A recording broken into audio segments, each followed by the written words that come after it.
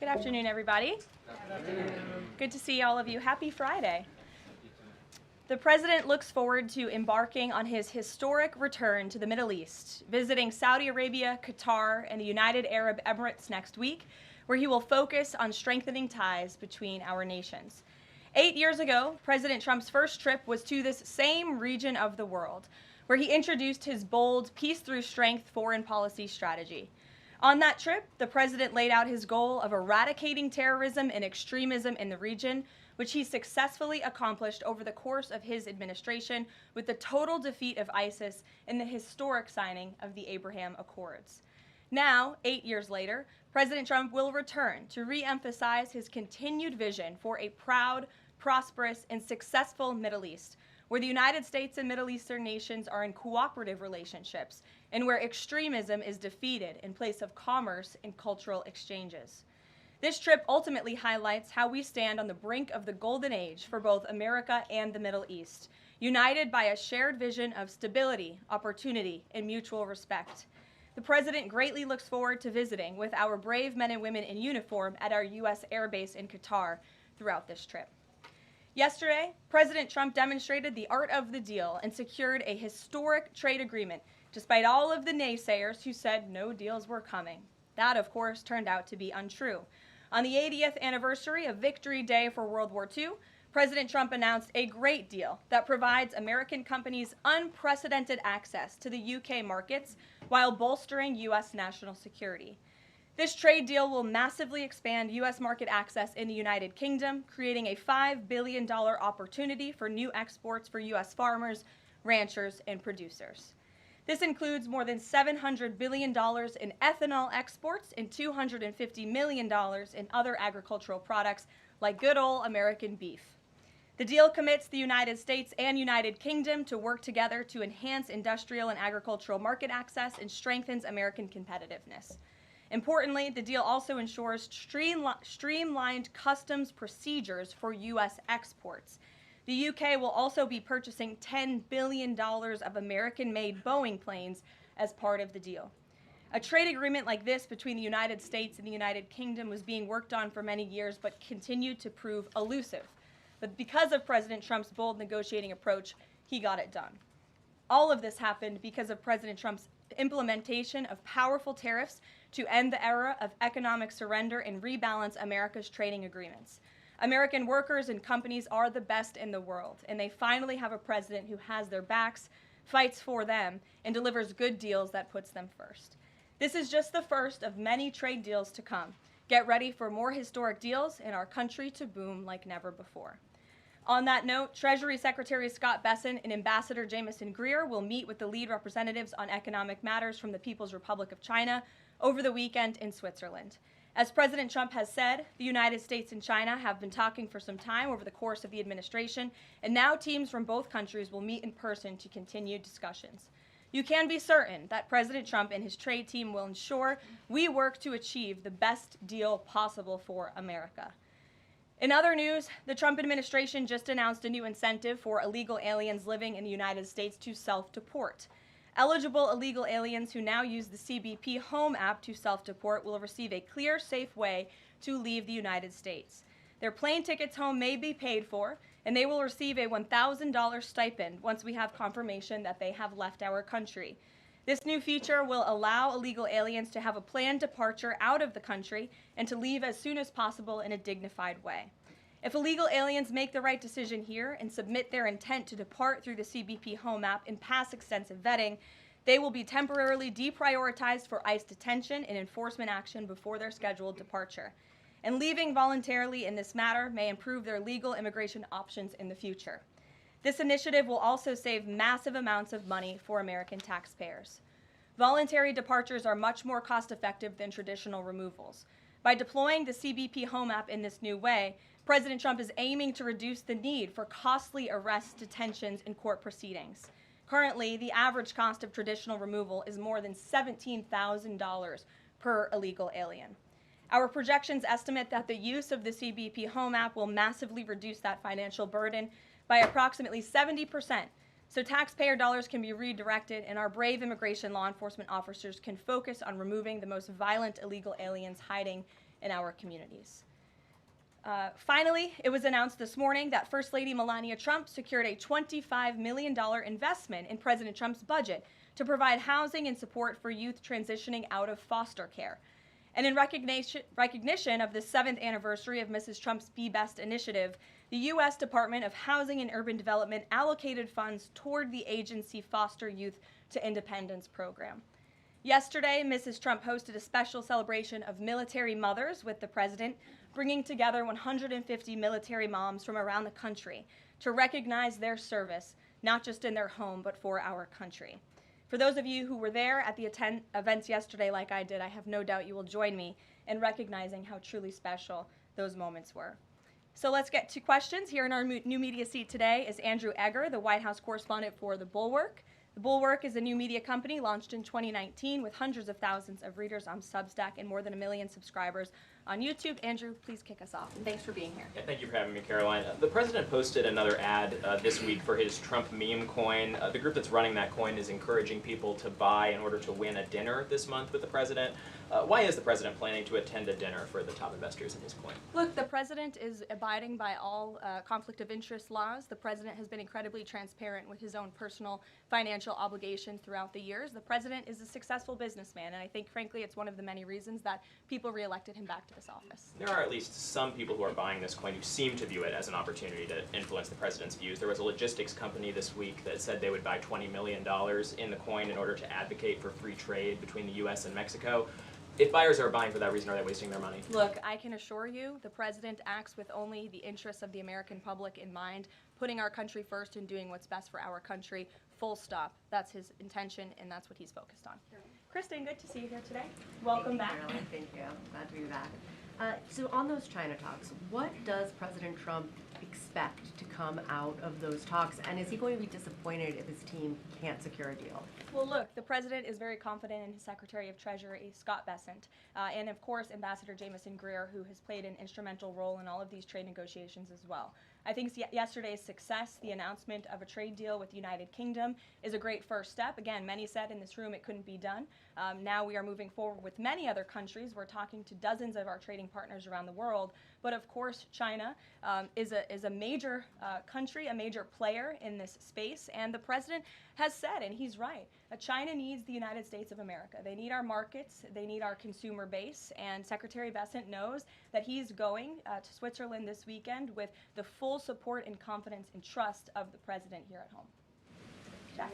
Thanks very much, Caroline. 2 questions. First, can you give us an update on U.S. efforts to mediate or have an impact on the conflict between India and Pakistan? Sure, I absolutely can. This is something that the Secretary of State and, of course, now our National Security Advisor as well, Marco Rubio, has been very much involved in. The president has expressed he wants to see this de-escalate as quickly as possible. He understands these are 2 countries that have been at odds with one another for decades, long before President Trump was here in the Oval Office. However, he has good relationships with the leaders of both countries, and the Secretary of State, Marco Rubio, I spoke to him just yesterday. He has been in constant communication with the leaders of both countries trying to bring this conflict to an end.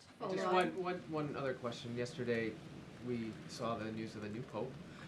Before Pope Leo became Pope Leo, there were some critical comments that he made about President Trump and about Vice President Vance on his then ex account. Does the White House have any reaction to those comments? The president made his reaction to Pope Leo's announcement yesterday very clear. He is very proud to have an American Pope. I think it was a surprise to everyone. I saw the news media was surprised to report on that yesterday, but it's a great thing for the United States of America and for the world, and we are praying for him.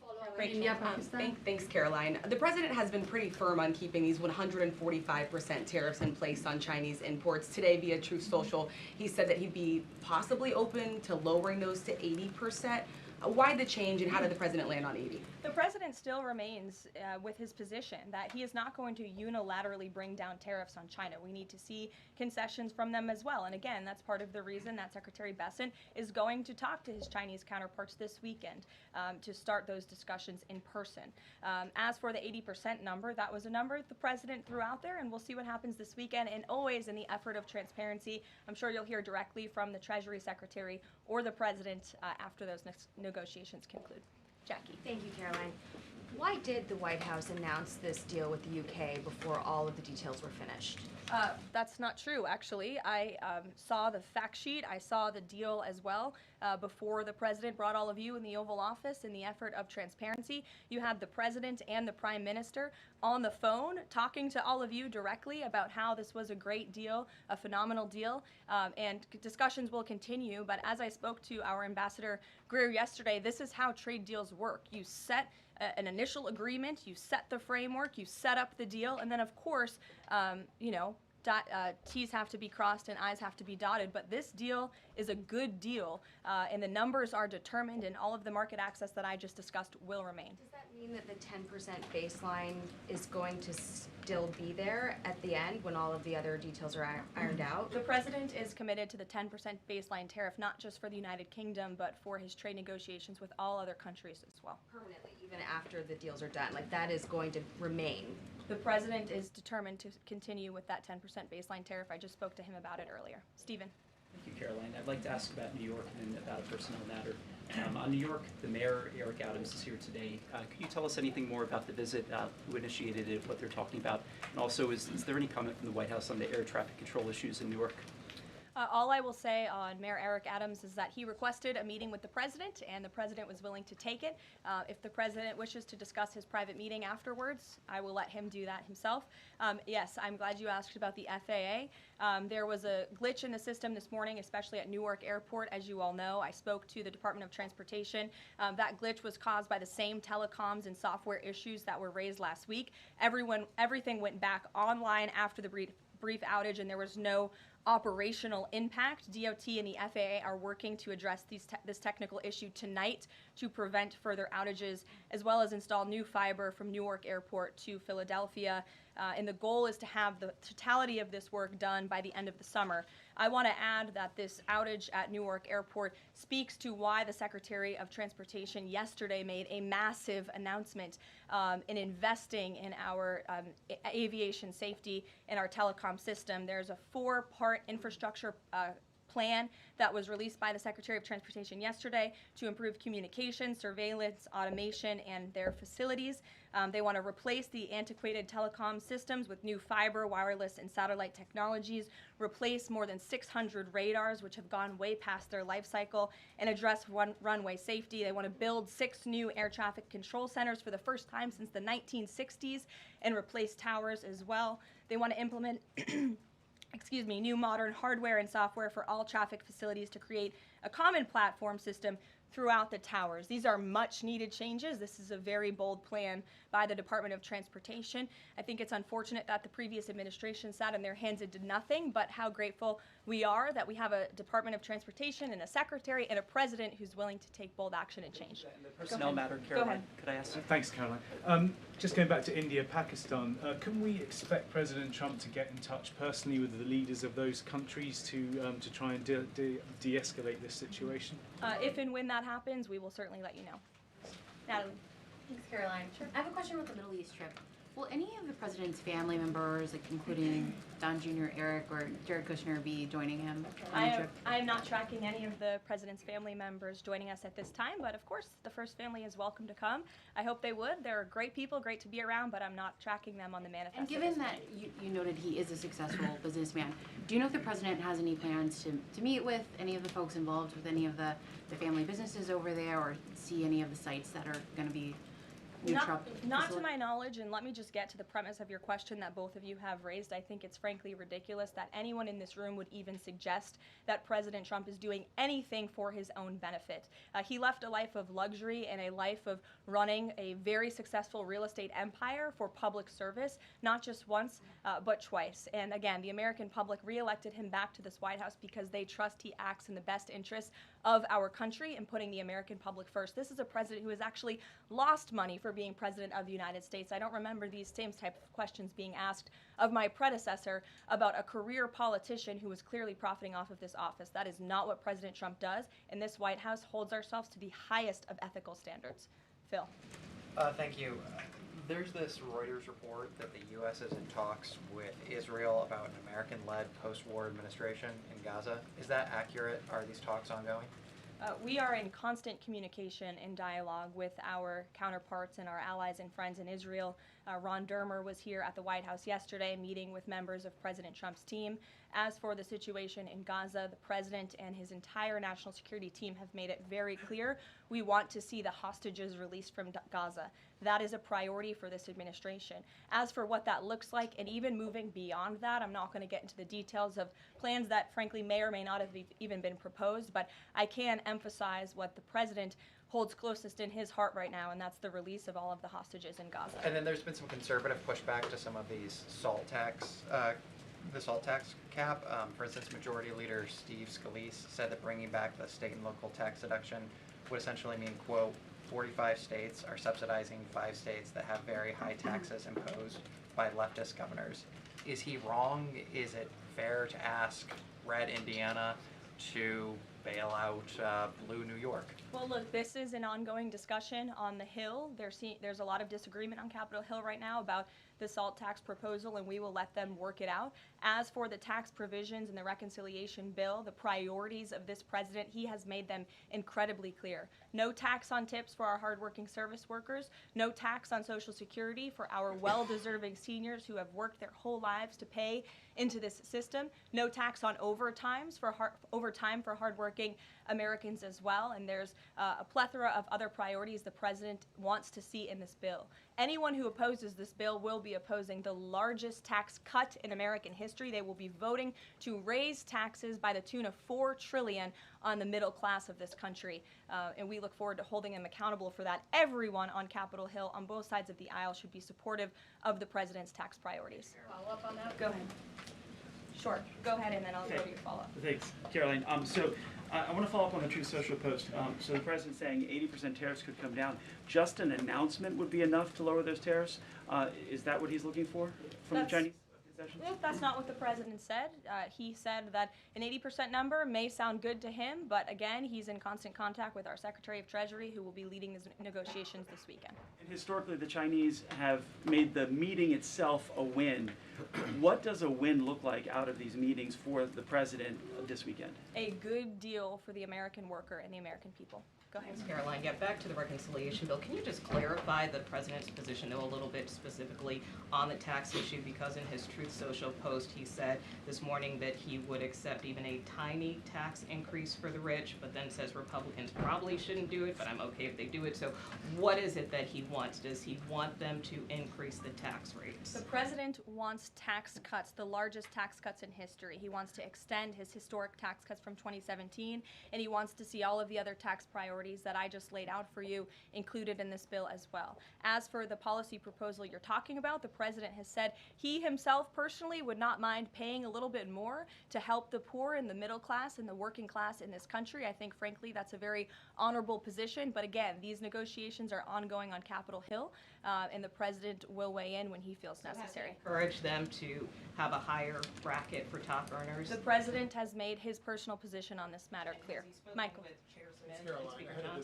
The president's in constant communication with leaders on the Hill. Ahead of the president's trip to the Middle East, he's mentioned he wants to rename the Persian Gulf the Gulf of Arabia.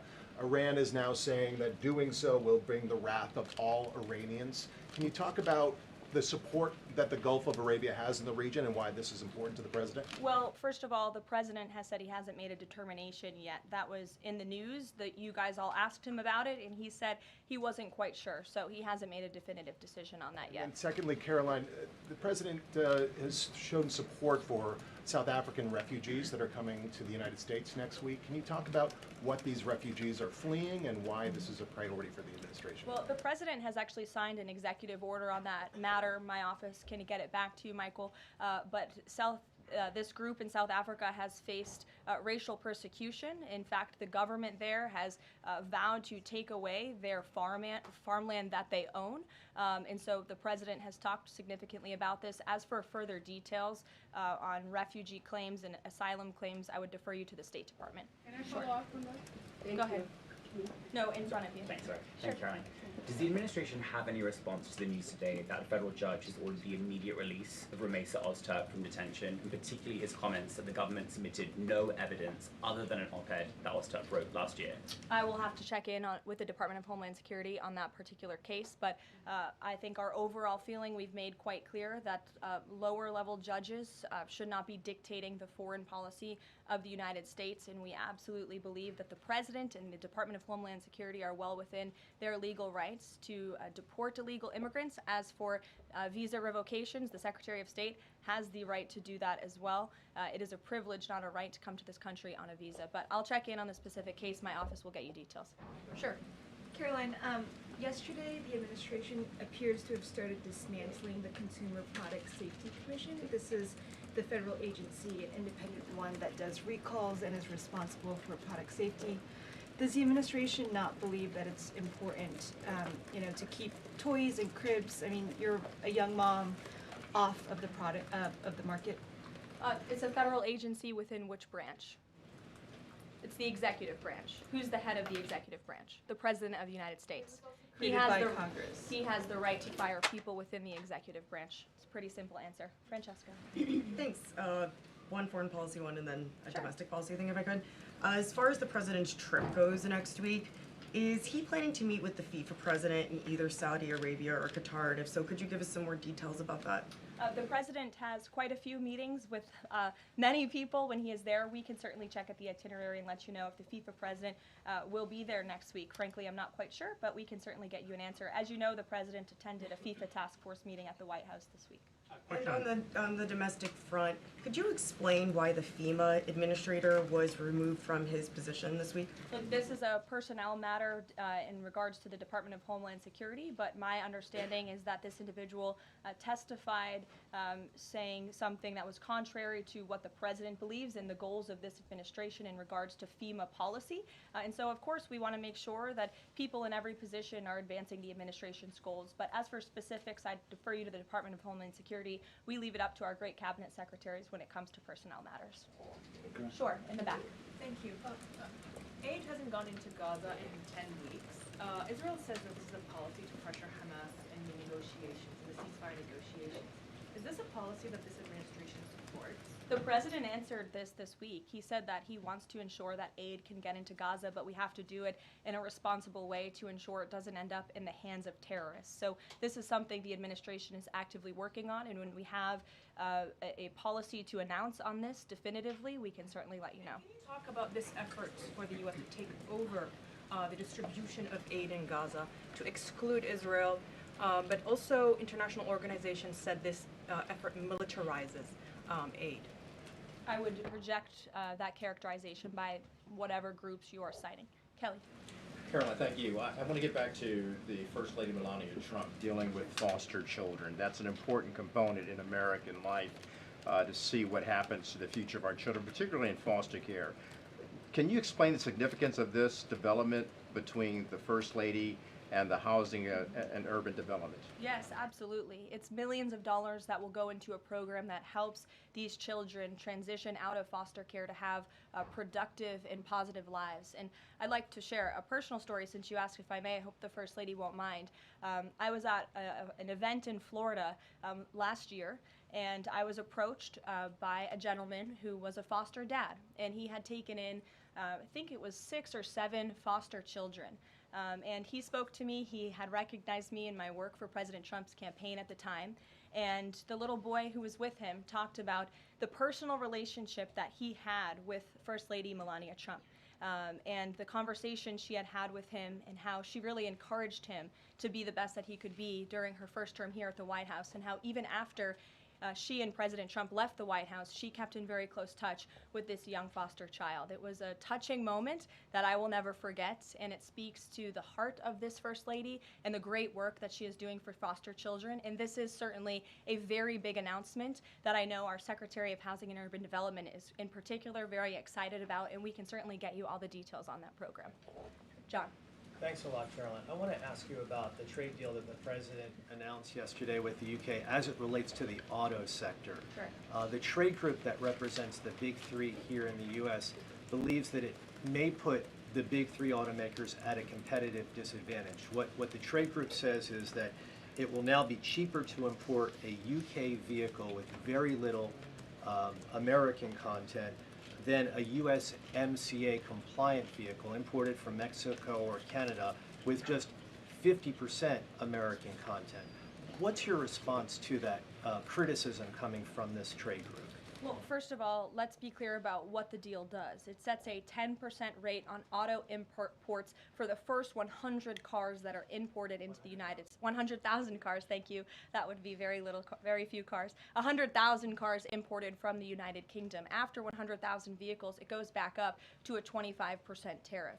And as for our U.S. auto manufacturers, our auto industry, the president wants to put them on the best pedestal to compete. And by the way, if they produce vehicles right here in the United States of America, they will face no tariff at all. I would argue of any industry, the president has spent more time talking to and listening to the concerns of our auto industry here at home. He hears them, he believes in them, he wants to see them produce their vehicles here in the United States of America. This is a good deal for them too. Is this a model for European and Asian vehicles as well, what we see coming out of the UK trade deal with the US? Look, all of these deals are going to be tailor-made. The president has said that from the beginning. It's very apropos that the first trade deal was announced between the United States and the United Kingdom, one of our oldest and greatest allies, but each country has unique concerns and challenges in terms of American industry. We need to open up markets in every single country, and obviously the needs are unique, so our trade team is looking at each country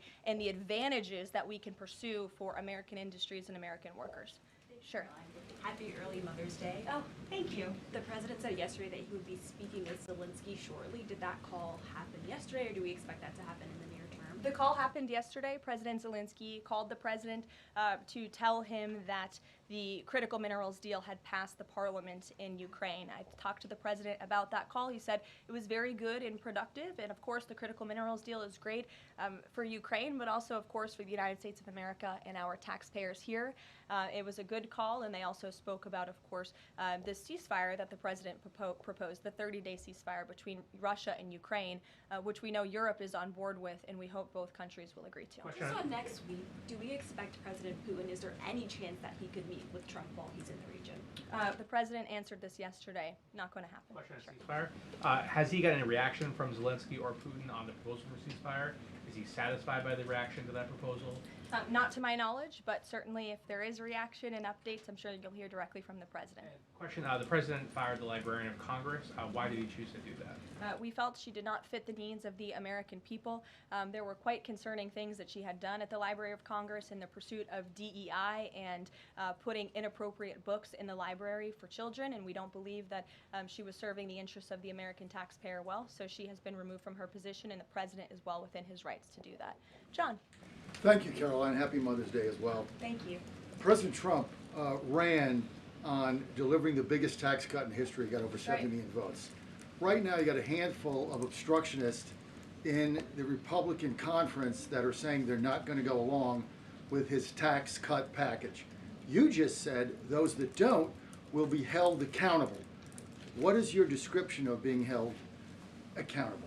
Well, look, I think they'll be held accountable by the voters in their respective districts if they choose to vote for a tax hike to the tune of $4 trillion, which would raise taxes to thousands of dollars per household in this country.